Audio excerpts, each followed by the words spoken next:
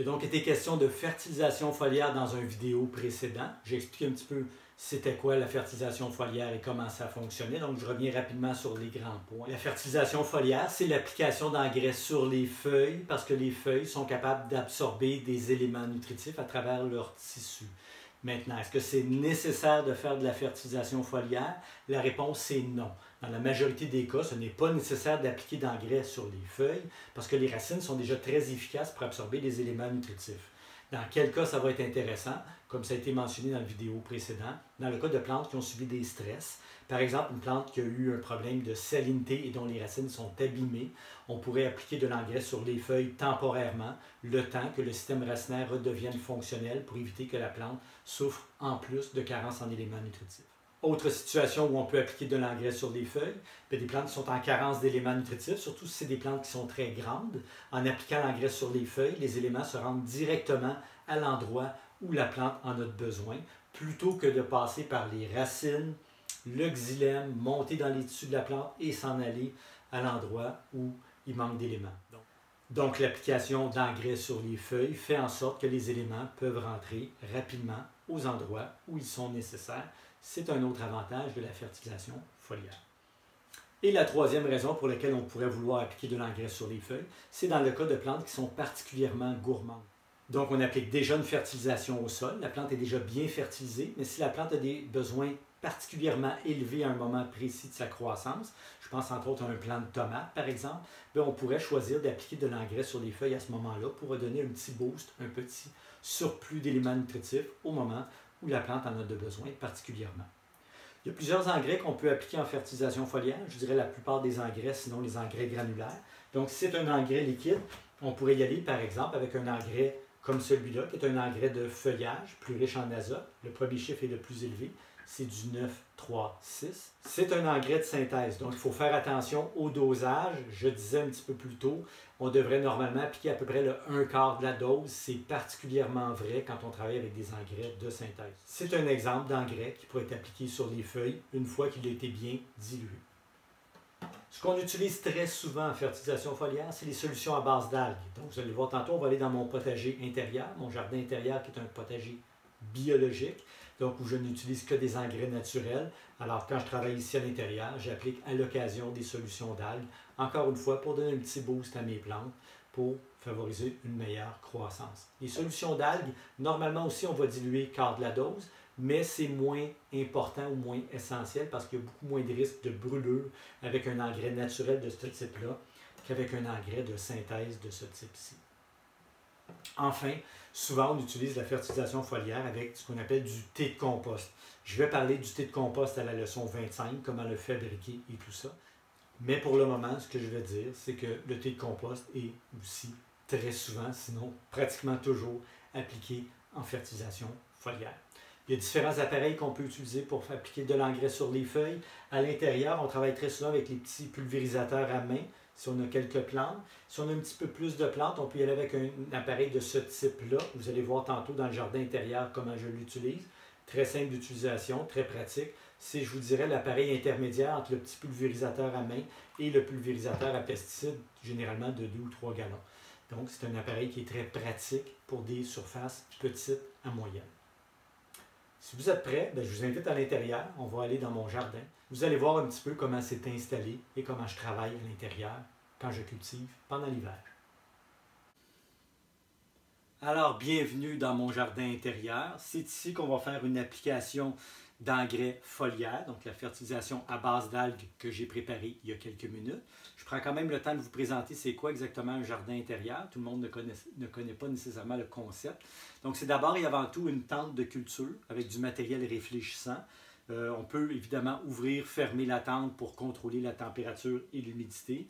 Ça prend aussi à la base de l'éclairage artificiel. Donc j'ai 2 lampes LED ici qui sont éteintes actuellement à cause du bruit des ventilateurs qui faisaient un bruit de fond. Donc je vais les rallumer dans quelques minutes, vous allez voir ce que ça donne.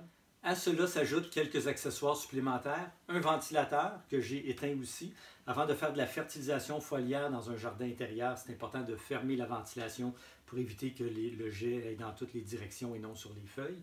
Donc un ventilateur. Et puis à part ça, tapis chauffant.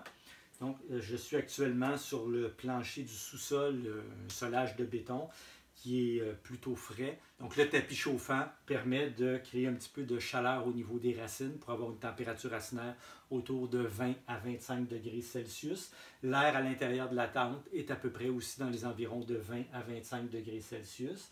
Et les différentes plantes, la plupart ont été récupérées dans le jardin à l'extérieur et sont rentrées à l'intérieur pour l'hiver. Donc, du basilic. Ça me fournit un basilic pour toute la saison, pour tout l'hiver. Du kale, du chou frisé, de la menthe. J'ai un petit peu de coriandre, un petit peu de roquette, de la ciboulette et du romarin. Il y a plusieurs plantes qu'on peut cultiver dans un jardin intérieur. Moi, j'en fais plutôt un potager biologique. Donc, c'est une source de fines herbes pour toute la saison hivernale. J'ai toujours quelque chose de frais à manger. Et à chaque fois que je descends dans le jardin, j'ai toujours l'impression d'être dans un jardin à l'extérieur, même au mois de janvier. Alors, c'est très intéressant. C'est un petit peu coûteux comme concept, mais c'est très intéressant de pouvoir cultiver à l'intérieur, à la maison, en plein hiver. Maintenant, je suis prêt à faire une application d'engrais foliaire. Comme je disais tantôt, j'ai préparé un petit peu d'algues liquides. Vu que les plantes sont relativement basses, je ne vais pas appliquer sous les feuilles. Je vais me contenter d'appliquer seulement sur le dessus. Mais vous allez voir dans la vidéo qui suit où je suis à l'extérieur, quand les plantes sont un petit peu plus haut, c'est préférable d'appliquer aussi sous les feuilles. Donc, mon fameux pulvérisateur à main. Je pompe pour augmenter la pression. Je serre comme il faut la buse pour avoir un jet très fin. Et je suis prêt à appliquer.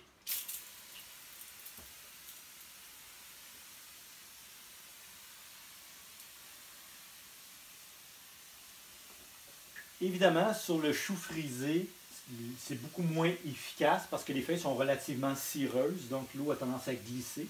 Par contre, sur les plantes comme le basilic ou la menthe, la fertilisation va être beaucoup plus efficace. J'applique normalement jusqu'à ce que le feuillage soit complètement humidifié.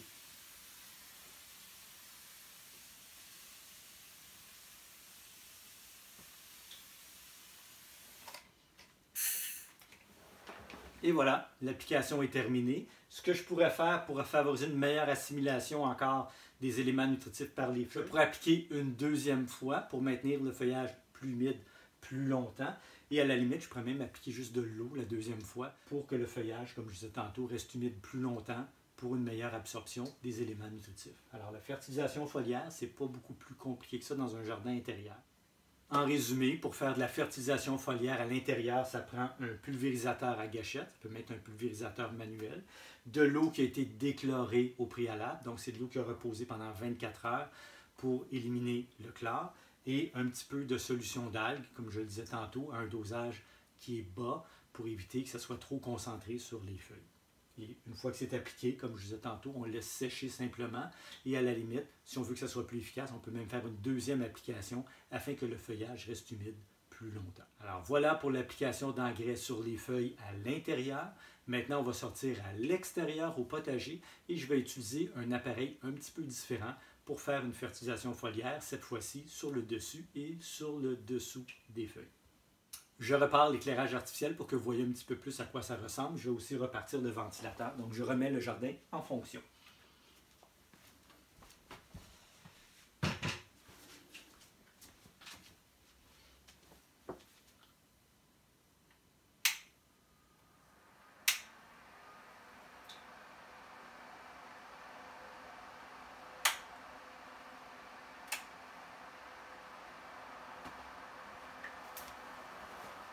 Et voilà.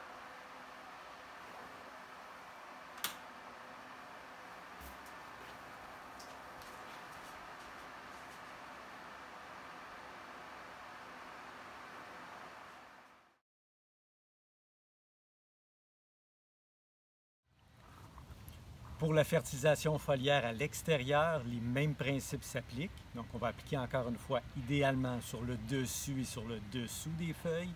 La seule chose, c'est que généralement, on va utiliser un appareil de plus grand volume, donc idéalement un pulvérisateur comme celui-là. Avec cet appareil-là, ça va être plus facile d'appliquer sous les feuilles. Donc, on va appliquer encore une fois sur et sous les feuilles.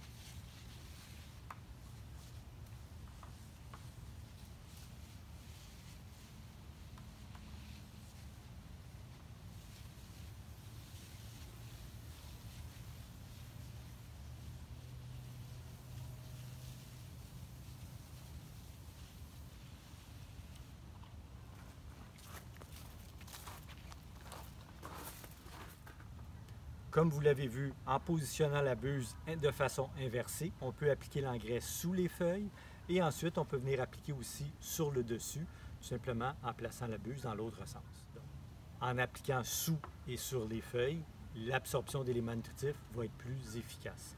Évidemment, sur des choux frisés, comme je l'ai mentionné tantôt, le feuillage est très ciré, très luisant.